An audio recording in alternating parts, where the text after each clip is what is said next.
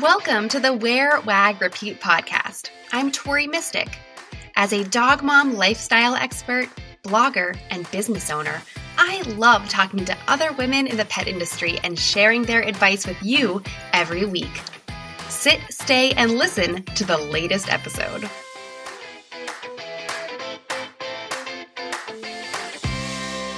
I just got back from spending 3 days in Las Vegas at the largest pet industry trade show in North America. Not just the United States, you guys, North America. SuperZoo had over 14,000 attendees and over 900 exhibitors with just about everything that you need for life with pets. I was invited to come to SuperZoo to speak on a panel about influencer marketing in the pet industry. I was seated on stage alongside Dr. Adam Chrisman. If you don't know about him, he has over 900,000 followers on TikTok, and he's just a really cool, nice, awesome guy to share the stage with. After the talk, I walked about 6 miles a day in the convention center looking for trends to report back to you. And I did lots of chatting with other women in the pet industry who I ran into in between all of these booths. In this episode, I want to share with you the dog food and treat trends that I saw, hot ingredients that you might want to keep an eye out for, and what was happening at SuperZoo in terms of canine enrichment. I also learned about something called palatability testing, which the jury is still out on that. I'll get to that later in the episode. Plus, I want to tell you about my personal favorite part of SuperZoo. When I told everyone that I wanted to do this or see this thing, they were like, "Oh, Tori, that is so cringe. No." But it was even better than I imagined it was going to be. So I can't wait to tell you about that. That'll be at the end of the episode to keep you looped in here. And while I had a great time and I met lots and lots of wonderful people at this event, it was really clear to me that we need to keep working to amplify and support women in the pet industry. There were so many amazing women that I met there, but there wasn't enough representation. I wanted more. And so right now could not be a better time to open up Wear, Wag, Repeat Society. So I want to encourage you, if you're not already a member, to come join us in Wear, Wag, Repeat Society. I love this community of women so much, and we have gotten to know each other so well over the past almost 2 years. It first started in January 2021, and we are still going strong with monthly lessons. Now we have a monthly yappy hour where we really get to know each other personally, which has been really fun and really cool. We also do a monthly hot seats, and we have a monthly co-working call. So if you need accountability and community and continuing education to continue growing your pet industry business, I want you to get on the waitlist now so that you know when membership opens. It's going to be open the first full week of September. So go to wearwagrepeat.com/society and you can get on the waitlist, or maybe depending on when you're listening to this, you will be able to join right away. I would love to see you in there. Okay, so in this episode, I am going to tell you about my favorite trends I saw at SuperZoo. I'm going to start with treats and food. So first off, right off the bat, air dried was a word that I was seeing thrown all over the place at SuperZoo. People seem to really be wanting us to feed our dogs air dried food and treats. Now, I'm very familiar with freeze-dried. I feed the dogs a lot of freeze-dried raw, and I thought that freeze-dried didn't maintain as many nutrients as air-dried because the air-dried treats that I've seen, they're just not as dry as freeze-dried. Do you know what I mean? The freeze-dried ones, it seems like all the moisture has been removed, and air-dried seems to have a little bit of moisture left in them, so I thought it would be less processed. However, I was talking to Jonna Devereaux. She is the founder of Bow Wow Labs. I had her on my podcast, guys, a long time ago. It might have been episode 97. We will check and I'll put it in the show notes for you. But Jonna is just so amazing. She's a canine nutritionist. She owns a pet store in Rhode Island, and she is one of the top consultants or chief somethings at Bow Wow Labs. I'm sorry, John, I don't know your exact title offhand, but she is full of information and scientific knowledge. And I asked her a whole bunch of questions that I had kind of accumulated in the 2 days I'd been walking around. And I just kind of hit her with 20 questions. And so I asked her about the air-dried treats. And she actually told me that air-dried is technically considered to be more processed than freeze-dried. And so I thought that was very, very interesting. And the only reason you'd want to know this is because it's kind of generally believed that we should give our dogs food that is as least processed as possible. So if you can give them something that you just plucked out of the ground, that's probably really, really good for them. And then as soon as we start processing, it loses nutrients. So I think freeze-dried seems to still be one of the best ways to process because it just happens so fast and they do it immediately. So everything's very fresh. So that seems to still be the best. Although air-dried is all over the place, but it seems to be kind of more of a marketing ploy than anything else. Another treat and food trend that I saw was a lot of single ingredient novel proteins. So this would be like your kangaroo, your cricket, your ostrich, anything that's like an exotic protein, and lots of single ingredient things in that. One single ingredient treat that was really kind of a chew that I saw that's a little controversial was sustainably harvested shark cartilage chews. What do you think about that, guys? So I thought this was neat. It caught my eye. It was kind of a smaller booth. And as you're walking around SuperZoo, you're going to see lots and lots of humongous booths. Blue Buffalo, had a booth that literally had a second story on it. And so we know that Blue Buffalo is pretty mainstream. So I'm usually looking for the smaller booths because I think that they're kind of maybe doing more innovative, more interesting things, or they're just smaller brands that maybe not everyone knows about, and I'm curious about them. So this company, WAG, they had a smaller kind of booth, which to me is a plus. I like the people with the smaller booths. So this shark cartilage just caught my eye. And to be totally honest, this was one of the first booths I saw on Tuesday morning when I was walking around, and I still had my face mask on. I wore a face mask for the first hour, and there was maybe like 4 other people out of the 14,000 who were there who were also wearing face masks. So I gave up on it, and I just tried my best to be safe and healthy. But this guy at the WAG booth, he seemed to be a little thrown off by my face mask. And so we just had a weird, disjointed conversation about this shark cartilage. However, it's an Australian brand. He told me that they are sand sharks, I think. They're like the bottom feeder guys who hang out. One time I did snorkeling and you could pet the sharks, and they were these kind of sharks. They were sand sharks. I did not pet the sharks because I was afraid to do that. But they're kind of everywhere. They're not endangered by any means. So he told me that they were sustainably harvested.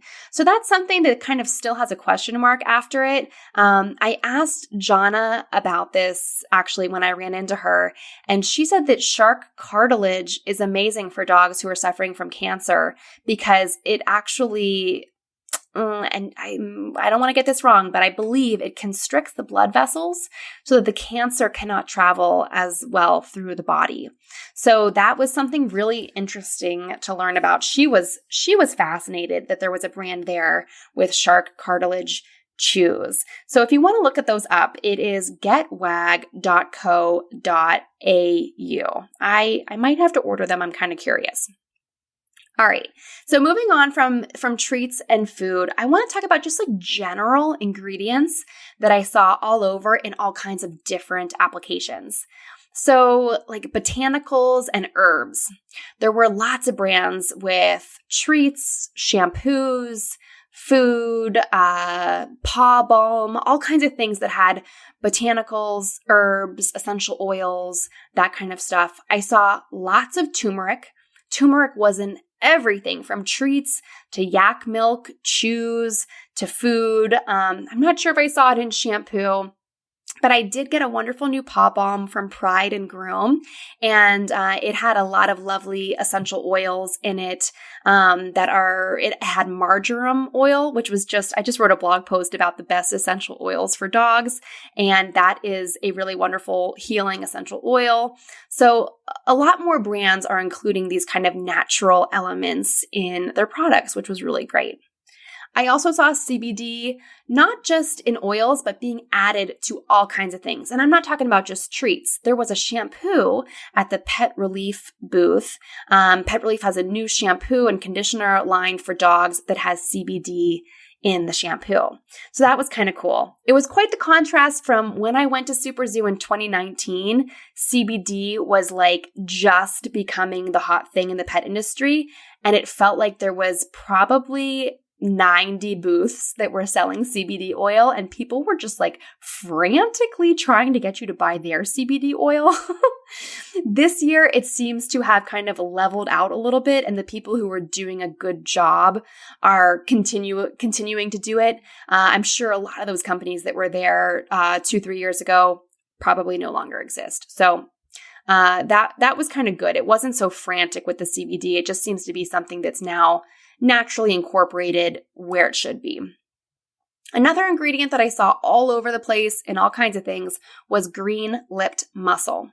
And this is not an ad for Bow Wow Labs, but Jonna Devereaux, she just is a resource of information. She knows so much. So I was talking to her about that too. I was wondering if green-lipped mussels only come from New Zealand or if you can use domestic mussels. She said that she believes they only come from New Zealand, but I'm curious about the benefits of feeding the dogs domestic mussels because, we have them in all different parts of the United States as well. She recommended Super Snout that makes a really great green-lipped mussel powder that she uses with her own dogs. And I did a little bit of research. Super Snout is actually a woman-founded company as well. I just read an interview with Christy Love. She's the CEO and co-founder. She's also into mushrooms as well, which we just covered in 2 different episodes, one with Aisha Louvert from Amisha Wellness and Angela Ardolino. So you guys, mushrooms, they're not going away. They keep popping up every corner I turn around. I didn't see a whole lot of them at SuperZoo, but it's just funny. The first thing I research when I get home, it turns out that woman is also into mushrooms. Medicinal mushrooms for our dogs. I'm not talking about the trippy kind. Another thing that I saw all over SuperZoo was lots and lots of toothpaste. It seemed like a ton of brands were making canine toothpaste, but a lot of them were not really up to my standard.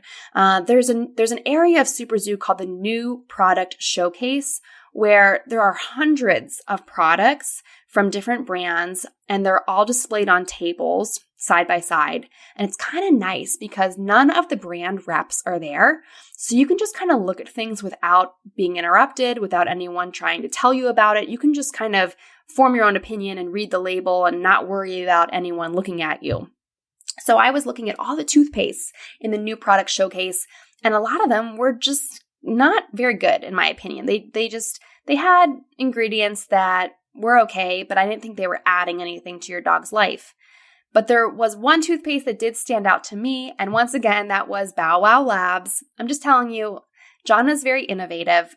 She does a lot of stuff that's science-based. She does things that are beneficial for your dog, but doesn't add anything extra that's not beneficial.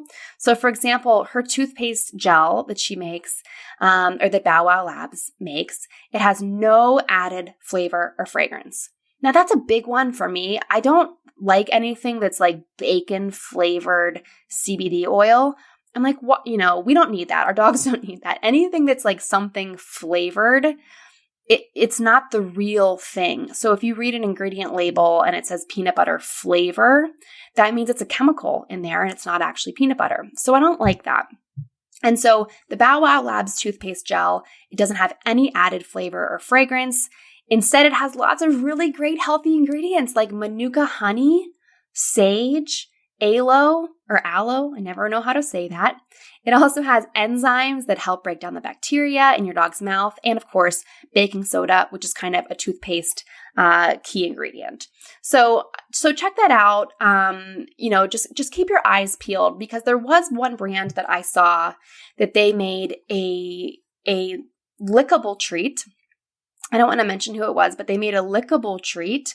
And I went over, I was like, oh, that sounds kind of neat, because this year I bought some baby food packets, or like toddler food packets, where you can kind of just squeeze out a little bit of food as dog treats. And so I was like, oh, maybe this would be kind of a good substitute for that. And I went over and I looked at this brand's lickable treats. And you guys, the ingredients were peanut butter flavor, beef flavor, cheddar flavor. That was like all 3 ingredients in this one thing, and water, maybe. And I immediately put it down and walked away and just didn't say anything to anyone.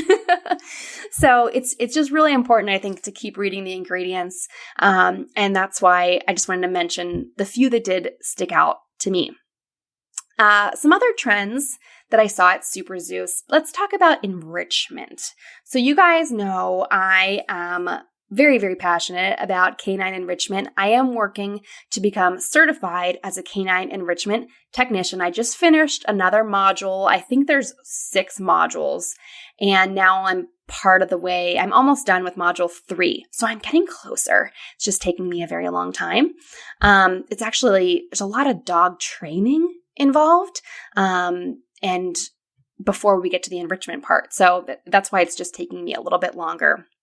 So let's talk about enrichment. What did I see at SuperZoo? Well, to be honest with you, there was not a whole lot of canine enrichment stuff at SuperZoo. It just didn't seem to be a huge focus. I wasn't seeing enrichment stuff all over the place. Of course, we had our standby toys and tools and stuff, the treat dispensing toys that we love. But there wasn't anything that I was like, oh, that's amazing. And I think something to just kind of keep in mind at any of these kind of shows, whether you're going to like a small, like we have a Pittsburgh Pet Expo, or SuperZoo, which is like the biggest one in North America, people have to pay for these booths. So, like I was saying earlier with that Australian shark cartilage company, I always look for the smaller booths because it's a less expensive booth. And so they're a smaller company. They have less budget. So we might not know about what they're doing because they don't have as much budget for marketing. And so I think that happens a lot with enrichment products. It's just not the mainstream. And a lot of the things that I saw were kind of mainstream. But let's talk about what I did see, because there were some cool things there. So a lot of people were talking about the importance of back jaw chewing. I think that's what it's called, or like deep jaw chewing. It's very enriching for dogs. It actually releases serotonin in their brains. It makes them happier, more satisfied. It taps into their natural instinct, which is what canine enrichment should do. So there were a lot of different companies talking about back jaw chewing. Of course, Jonna at Bow Wow Labs. This is not an ad for her. She's just awesome. She has a wonderful new chew, a dog chew that goes along with her bully stick holder that encourages back jaw chewing. I also talked to Barkworthies. This is something they're really promoting. Of course, there were lots of different Himalayan yak milk chews.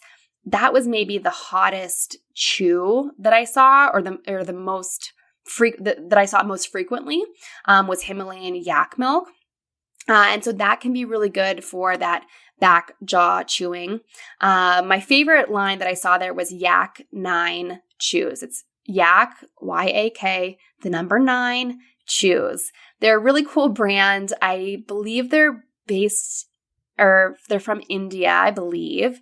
And on the final night that I was there, I was at the big beach party that SuperZoo hosted.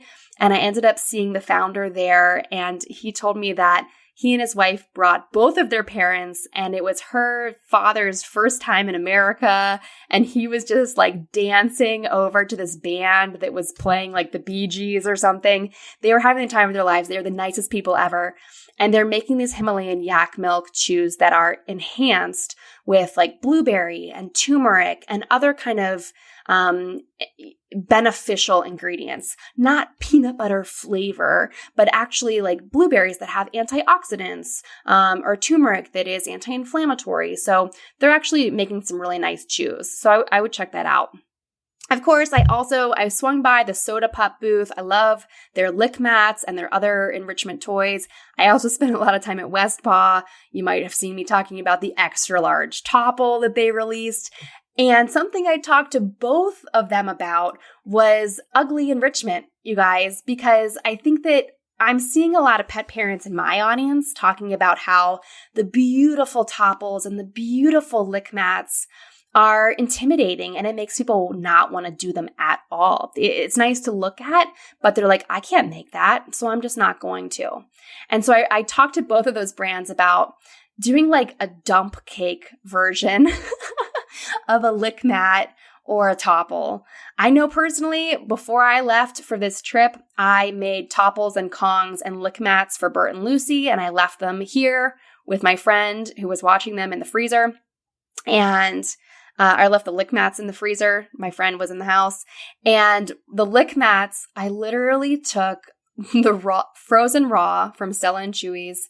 I thawed it out. So it was just like raw food. And I just spread it all over the lick mat. I pressed like 5 blueberries into it. And that was it.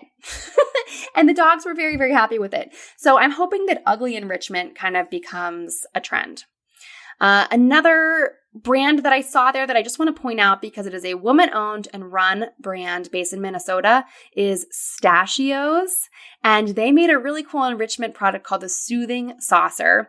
As you might know, licking is naturally soothing to dogs. It's an enriching behavior. So they had this really cool product that you could put bone broth or applesauce or whatever else you like that's a liquid in the base. And then this ball fits on top of it. And then you put this like cover on it. So just the ball is sticking out and your dog can lick it and it just kind of soothes them in stressful environments. Like if there's a thunderstorm or you're having friends over or whatever it is that is stressing out your dog. So now those are the things that I liked. I loved all the ingredients. I loved the single ingredient novel proteins.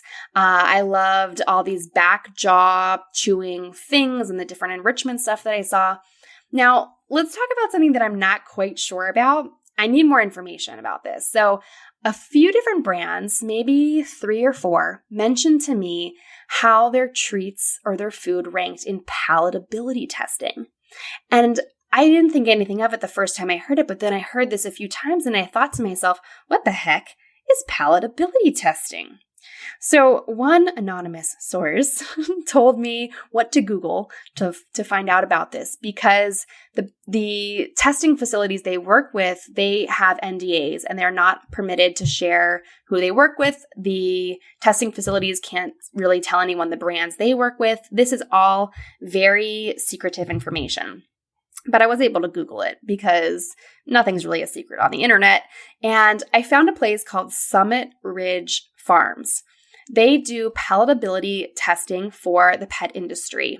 So they are testing to see how dogs like your food and your treats. They will test if they like the taste of it. They will also test what effect your food or treats has on their dog's poop. They do all kinds of interesting things. Go check it out. It's called Summit Ridge Farms. However, I'm not sure what I think about this, you guys. The website is very brief. They do talk about how important it is that the dogs and cats there are living enriched lives, that, of course, they need to be happy and healthy in order to get good results, and good results are very important to them. But I don't know, because when I Googled this website came up for this place, but it was surrounded by results with news stories about beagles being rescued from testing at labs and that kind of stuff. So I'm hoping that maybe Erin from Believe in Dog podcast can weigh in here.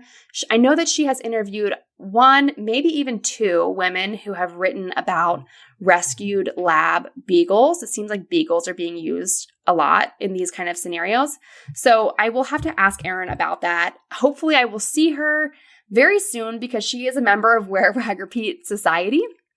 And so I just want to tell you a little bit about Wear, Wag, Repeat Society before I get to my personal highlight from SuperZoo.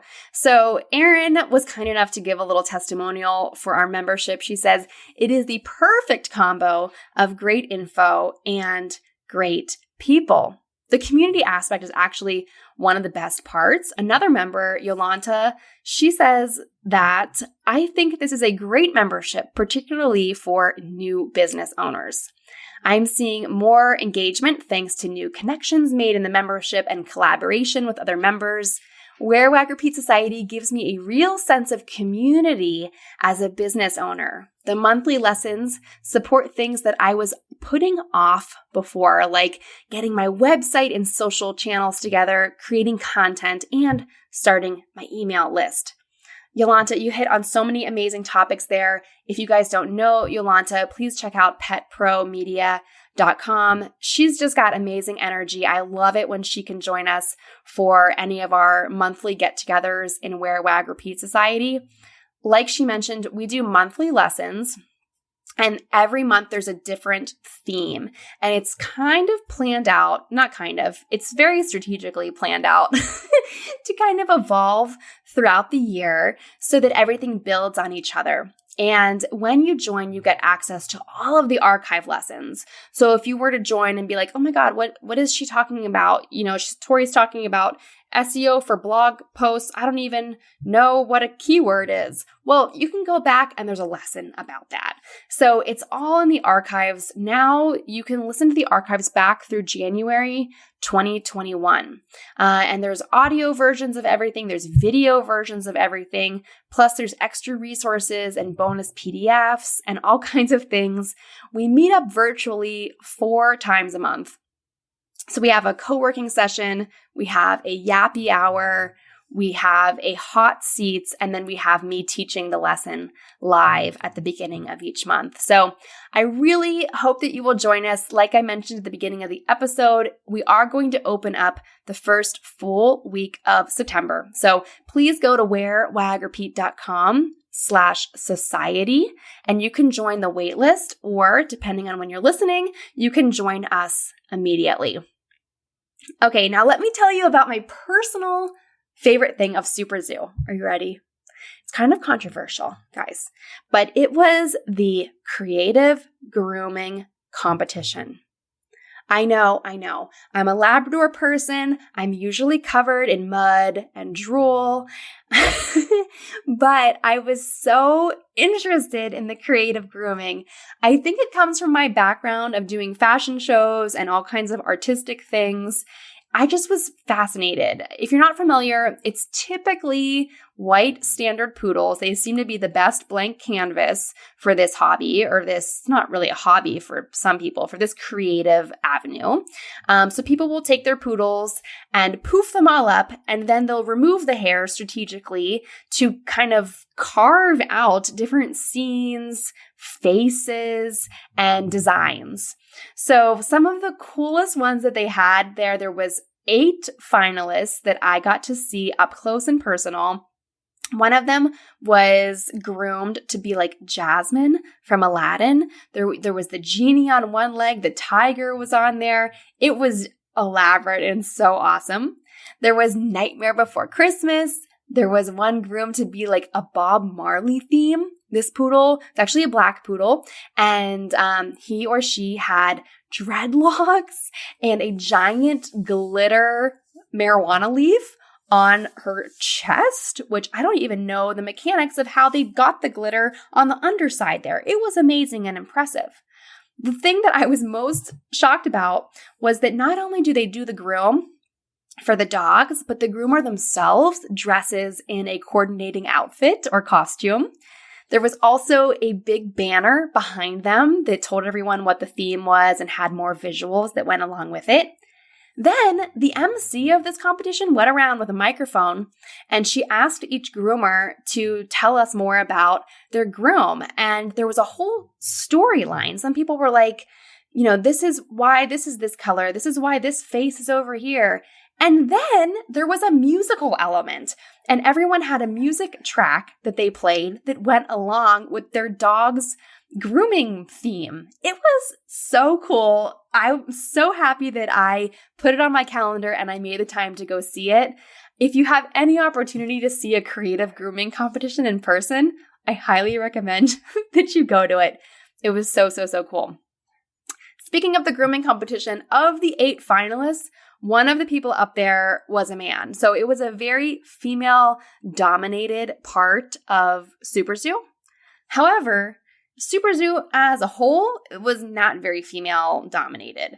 I noticed that it is very important that we keep working to elevate women in the pet industry. It's so important. Last week I was really reminded that this industry, it's still pretty dominated by old white men who want everything to kind of be how it's always been. And that's a huge generalization, but we need to look at what the general public is seeing, what kind of brands the general public is interacting with. And we need them to be interacting with more innovators and disruptors and women. We really need to take charge. And I'm going to do everything that I can to give us a platform on my podcast here, on my blog, on my social media. But it's really important that we all join together and support each other. I cannot do it alone. So I would love for you to join in on this mission with me by amplifying other women's voices and possibly becoming a member of Wear, Wag, Repeat Society. Membership only opens a few times a year. Coming up the first full week of September, we are going to be open, so go to wearwagrepeat.com/society. It's a wonderful community. It's just an amazing place to meet other women and to support other women and learn about their businesses so that then you can tell other people about it. I'm really proud that almost half of the current members have been with me since I started the membership in January 2021. I think that's pretty unheard of in the membership world. One of my founding members, Alexandra Berg from Bella Bee's Barkery, says that if you want to grow your pet-themed business, this is the place to learn how. Thank you, Alexandra. She shows up for so many of our calls. I am so grateful to have her as a member.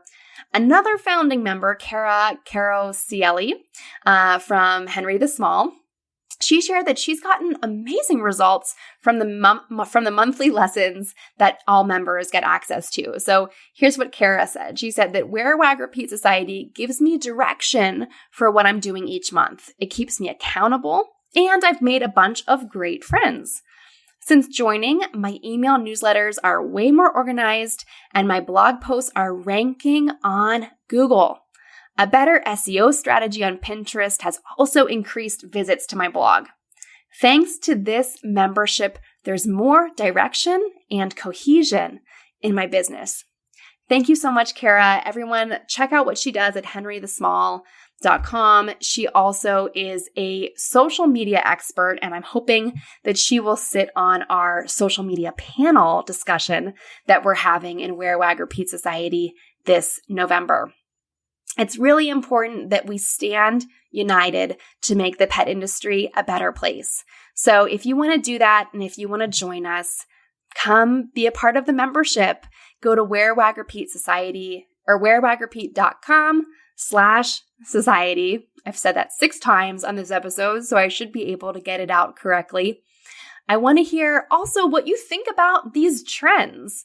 Reach out to me on Instagram. Let me know what you think about the ingredients, the back jaw chewing thing, shark, cartilage, and palatability testing. I really need to figure out if that's a good thing or a bad thing. And then if you've ever done anything with creative grooming, you gotta send me the pictures, guys. This is my new obsession. So I hope you enjoyed this episode. Maybe next year you will go to SuperZoo. It's really something you gotta see in person to experience. But before then, I hope that I will see you in Wear, Wag, Repeat Society. I would absolutely love to have you as a member. What did you like most about this episode?